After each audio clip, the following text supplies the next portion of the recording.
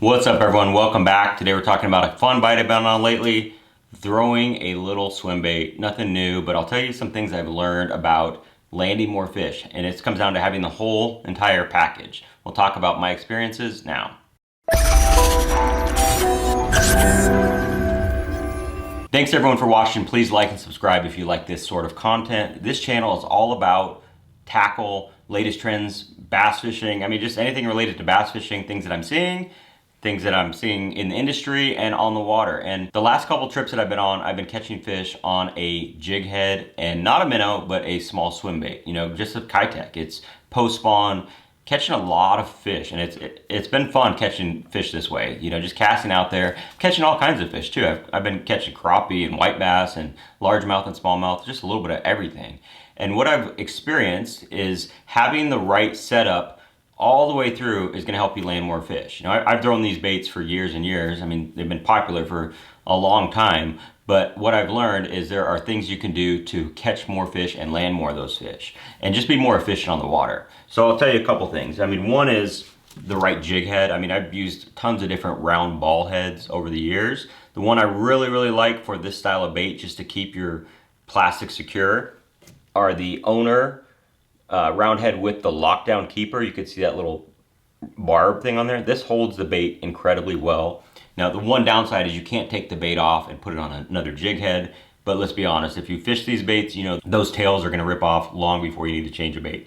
Something's going to hit it, whatever. They're going to get damaged from catching fish or short striking fish before you ever have to replace it. So I really like these jig heads for keeping everything locked down, like it says. I mean, they're really good for that. They're also good for Elastec. Just if you ever use any of their stuff, they're really good for that as well. So really a big fan of these Owner round head with the lockdown keeper. They hold the bait incredibly well. Another critical thing is having the correct rod. Now, generally, I've always just used a drop shot rod, really, a medium spinning rod. But now I'm using a rod that is also a medium, but a moderate fast action. Now, most of the time in bass fishing, everyone talks about the rod's power, medium light, a medium, or medium heavy.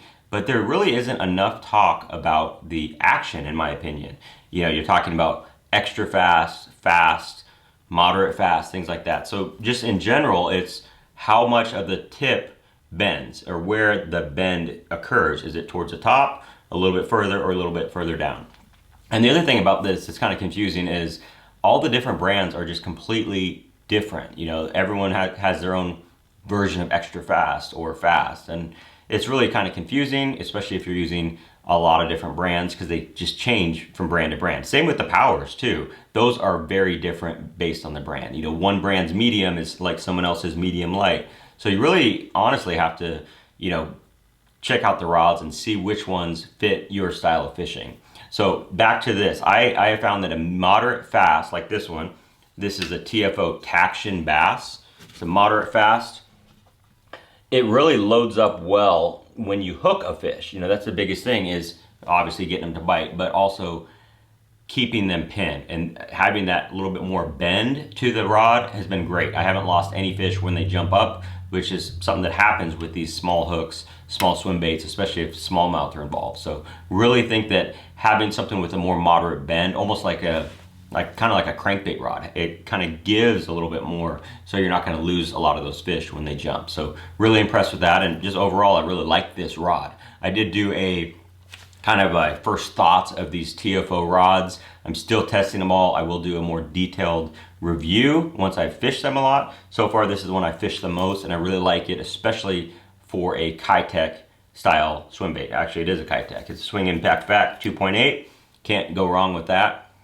I've tried all the different brands. There's a lot of knockoffs, but this is still the best in my opinion. It's got the right action. It's just the best. It's the standard. It's what I have confidence in. They don't last quite as long as some of the other brands, just because they're harder plastic, but still, this is what I get. They're a little bit more expensive, but they are well worth it. Also, there is a code from Kitech. I don't have any direct connection to them, but if you use code BRINKS at Kitech USA, you can save a little bit of money. I don't know exactly how much. They just told me to pass that along. So check that out if you want to stock up on some Kitechs direct from the source. So another thing that I've been playing with a lot is the Seaguar PEX8 braid. This stuff is incredibly thin. So this is a 18-pound test, but it's more like the diameter of an 8 or 9-pound test. They use a different type of fiber, so it's very, very thin, very, very strong.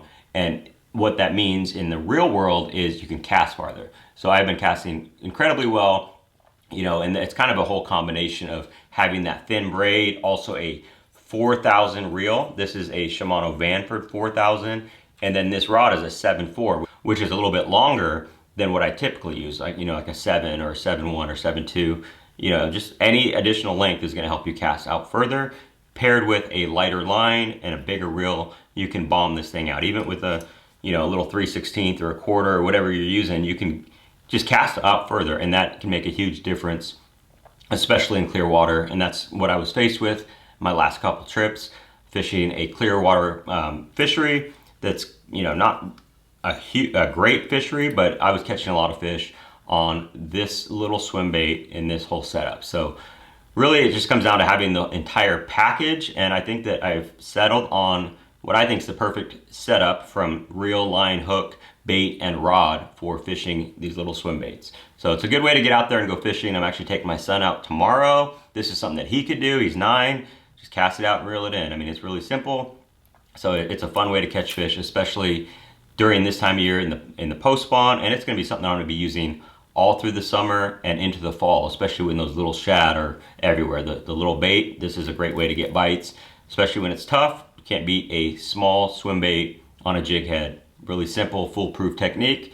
So that's my experience, and I think I've found the perfect setup for throwing this. So what do you throw them on? Do you still throw a lot of Kitex? I know, you know, the jig head minnow and all these other things are kind of taking over the fishing world, but there's still a place for this little swim bait. Catches tons of fish. Let me know your setup. I'd like to know. Thanks for watching.